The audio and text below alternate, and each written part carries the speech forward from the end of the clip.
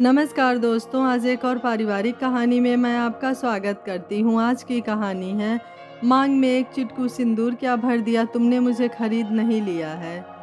तुम पर सिर्फ मेरा अधिकार है। तुम ये मत भूलो कि अब तुम मेरी पत्नी हो।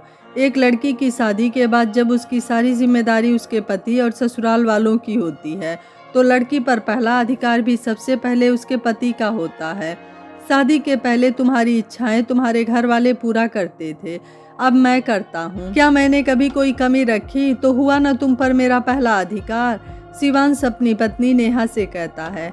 नेहा बोली, अच्छा मैं कोई सामान हूँ जो आप मुझ पर अपना अधिकार जमा रहे हो? जो भी बातें आपने अभी अभी कही वो किस वेद पुराण में लिखी है?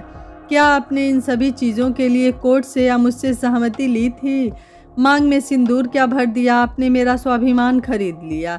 आप ये भूल गए, आपने अगर मेरी ज़रूरतों को पूरा किया है तो मैंने भी अपने जीवन के 15 वर्ष आपके और आपके परिवार के नाम किया है। तो ज़्यादा किसने किया, इसका हिसाब लगाइए। नेहा की सास बिमला जी वहीं बैठी थी तो बोली, हाय हाय बहू, ये कैसी बातें कर रही हो? कभी औरत भी अपने किए का हिसाब किताब लगाती है? ये तो तुम्हारा फर्ज था और शादी के बाद हर औरत पर उसके पति का ही अधिकार होता है। तुमने कुछ अनोखा नहीं किया जो तुम ऐसी बातें कैसे कर सकती हो? नेहा बोली, कम से कम गलत बात में अपने बेटे का पक्ष मत लीजिए। मैं कोई सामान नहीं जो आपका बेटा मुझ पर अधिकार जमाए। हिसाब से तो मेरे माँ बाप से जो दहेज दिया उस हिसाब से आपका बेटा मेरा गुलाम हुआ, पर मैंने तो आज तक कुछ नहीं कहा। गलती मेरी है। अगर उस वक्त मैंने आवाज़ उठाई होती तो आज मेरे स्वाभिमान को यूं रौदा न जाता। बिमला जी बोली, ये कैसी बात कर रही हो? 4 किताबें क्या पढ़ ली और नौकरी क्या कर गई? तुम्हारे तो पाँव ज़मीन पर टिक नहीं रहे। सुन रहे हो शिवांश, तुम्हारी बीबी क्या कह रही है? इसलिए मैं कहती थी गांव की लड़की से ही शादी कर लो। इसके तो सपने ही इतने बड़े हैं कि कहाँ से इससे समझौता होगा। नेहा बोली, भूल जाइए, आजकल गांव की लड़कियां कोई गंवार नहीं बल्कि शिक्षित हो चुकी हैं। अपना अच्छा बुरा सब समझती हैं। मैंने ऐसा क्या कर दिया जो आप सब मुझ पर राशन पानी लेकर चढ़ गए? मैं तो बस इतना ही बोल रही हूँ कि मेरे माता पिता को भी मेरी ज़रूरत है। मुझ पर उनका हक पहले है क्योंकि इस दुनिया में मुझे वो लेकर आए हैं। अगर आपको मुझ पर हक जमाना है तो भगवान से प्रार्थना कीजिए कि अगले जन्म इस बहू को बेटी बना कर देना। बिमला जी बोली, बहू तुम्हें नहीं लगता तुम ज़्यादा बोल रही हो? तुम्हारे माता पिता की तुम अकेली संतान हो तो इसमें हमारा क्या दोष? एक तो बिना बताए तुम अपनी तनख्वाह आए दिन अपने माता पिता को भेज देती हो। अब तुम अपने माता पिता को इस शहर में रखना चाहती हो, ये तो नहीं हो पाएगा। बहू तुमने तो कुछ ज़्यादा ही मांग लिया। शिवांश बोला, अरे नहीं माँ, ये तो चाहती थी कि वो हमारे साथ रहें। जब मैंने कहा ये संभव नहीं होगा तो इसने उन्हें इस शहर में लाने की बात की। बताओ क्या मैं घर जमाई बनूंगा? अगर वो इस शहर में रहेंगे और हमारे संबंधियों को पता चलेगा तो हमारी क्या इज्जत रह जाएगी? इसका पूरा ध्यान उन्हीं लोगों पर रहेगा। तभी तो कह रहा हूँ कि इस पर पहला हक मेरा है, न कि इसके मायके वालों का। उस दिन तो बात जैसे तैसे खत्म हुई। कुछ महीनों बाद फिर से नेहा के पिता को कीमोथेरेपी के लिए मुंबई जाना था।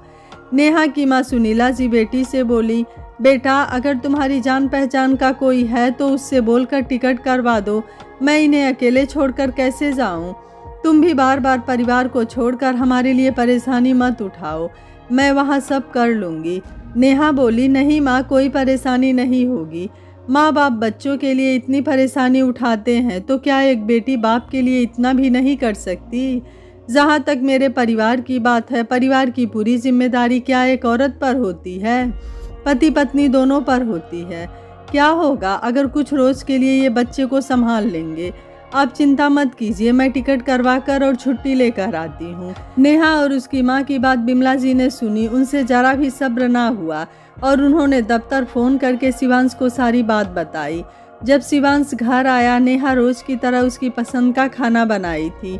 वो बोला, क्या बात है, आज फिर कोई बात मनवाने के चक्कर में हो? अब ये मत कहना कि मायके जाना है या उन्हें यहाँ लाना है, क्योंकि मैं तैयार नहीं हूँ। बिमला जी मुस्कुरा रही थी। नेहा समझ गई। वो बोली, आज्ञा की ज़रूरत छोटों को पड़ती है। पति पत्नी का रिश्ता तो बराबरी का होता है। जैसे आपको खाना खिलाकर मैं अपना पत्नी धर्म निभा रही हूँ और आपको ये बताकर कि मैं 1 हफ्ते की छुट्टी लेकर अपने पिता को मुंबई इलाज के लिए ले जा रही हूँ। वो एक पुत्री धर्म निभाऊंगी। जैसे ही शिवांश तेज आवाज़ में बोलना चाहा, वो धीरे से बोली, ध्यान रखिएगा, मैं भी अपनी स्वाभिमान के लिए आवाज़ ऊंची कर सकती हूँ। बच्चे घर पर हैं इसलिए चुप हूँ, वरना आज जो आप करेंगे कल वही इनसे पाएंगे। उसने प्यार से बच्चों को खाना खिलाया और उन्हें कमरे में भेज दिया। अगले दिन बिमला जी ने नेहा को बिना बोले सुनीला जी को फ़ोन किया और बहुत कुछ बोली। सुनीला जी बेचारी कहती भी तो क्या कहती। उन्होंने बेटी को आने से जब मना किया तो नेहा समझ गई, पर उसने किसी की एक न सुनी। जब पति ने कहा कि अगर तुम वहाँ गई तो मैं तुम्हें कभी लेने नहीं आऊँगा, नेहा मुस्कुराते हुए बोली, मर्दों का ये आखिरी हथियार होता है जिसे वे आखिरी वक्त पर अपनी पत्नी के स्वाभिमान को ठेस पहुँचा कर फिर इसका इस्तेमाल करते हैं। शिवांश बोला, मैं मजाक नहीं कर रहा। नेहा बोली, मैं भी मजाक नहीं कर रही हूँ। शादी को 15 साल हो गए। मैंने आपको पत्नी का सुख दिया, पिता बनने का सुख दिया, आपके घर परिवार को संभाला और नौकरी करके अपना सहयोग दी। मेरे पिता ने आपके यहाँ मुझे विदा किया था, मुझे बेचा नहीं था। मुझे लगता है इतनी जिम्मेदारी और इतना समय एक औरत के लिए बहुत होता है। आप भूल रहे हैं, मैं माँ पत्नी होने से पहले एक बेटी हूँ। आप अपने बच्चे को संभालिए, मैं अपने पिता को संभालने जा रही हूँ। बस जब बच्चे आपसे सवाल करें तो उन्हें सच्चाई बताइएगा, आपको आपका जवाब मिल जाएगा। इतना कहकर वो चली गई। नेहा 2.5 घंटे में अपने माता पिता के पास पहुंची और उसी रात की फ्लाइट से अपने पिता को मुंबई ले गई। उन्हें कीमो दिलवाया और 2 रोज बाद वापस मायके लौट आई। माँ बोली, अब तुम अपने ससुराल वापस जाओ, तुम्हारे बिना वहाँ बच्चों को परेशानी होगी। नेहा बोली, बच्चों की जिम्मेदारी क्या बस एक औरत की होती है? क्या औरत पर बस उसके पति का अधिकार होता है, पत्नी का कोई स्वाभिमान नहीं होता? एक औरत का भी तो अपने मन पर और खुद पर अधिकार होता है। कुछ वक्त उन्हें मेरे बिना ही संभालने दीजिए। कुछ मर्दों को हर चीज़ आसानी से मिल जाती है, जिसके कारण वो औरतों की कद्र करना भूल जाते हैं। 2-3 दिन में ही शिवांश और बिमला जी की हालत खराब हो गई। बच्चों के सवालों का जवाब वो नहीं दे पा रहे थे। नेहा की बेटी प्रिया, उसने अपनी माँ को फ़ोन किया और सारी बात बताई। नेहा ने उसे समझाया। प्रिया उस दिन तो शांत हो गई। अगले दिन वो अपने छोटे भाई का काम कर रही थी तो शिवांश बोले, मेरी बेटी तो बड़ी हो गई, अपने भाई का भी ध्यान रखती है। प्रिया बोली, मैं इसका ध्यान रखती हूँ पर इस पर कभी अपना अधिकार नहीं दिखाऊंगी। बिमला जी बोली, देख रहे हो, ये सब ज़रूर इसकी माँ ने इसे सिखाया होगा। शिवांश बोला, नहीं माँ, कोई भी माँ अपने बच्चों को गलत बात नहीं सिखाती। हो ना हो हम जो कर रहे हैं उसी का ये असर है। बच्चे कहते नहीं पर देख कर सब समझते हैं। मेरी ही गलती है, जो बात मैं इतनी रोज से नहीं समझ रहा था, मेरी बेटी की कुछ बातों ने मुझे समझा दिया। आप सोचिए, कल को अगर नेहा के पिता की जगह मैं रहा तो मुझे कैसा लगेगा। शिवांश ने अपने एक दोस्त को उसी शहर में सास ससुर के लिए घर ढूंढने को कहा और शाम में नेहा को फ़ोन करके बोला, मैं नाराज़ हुआ तो क्या तुम मुझे भूल गई? 15 साल का साथ क्या इतना कमज़ोर होता है कि साथी अगर भटक जाए तो क्या अगला उसे भूल जाता है?